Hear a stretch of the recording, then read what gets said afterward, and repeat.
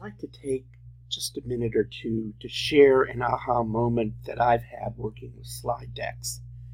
And that's a common error about putting a light color on a light background. It looks good on your PC or your laptop screen, but when you stand up in front of an audience and start showing it, you suddenly realize the audience cannot read light on light. And here's an example. Now, this is what's generated automatically by PowerPoint in this particular slide deck formatting, which, as you know, is one of my favorites. And while Up Your Game looks really cool on your screen, you can't read it. So you just simply go in and darken it. It's not rocket science, but it's one lesson that I've learned.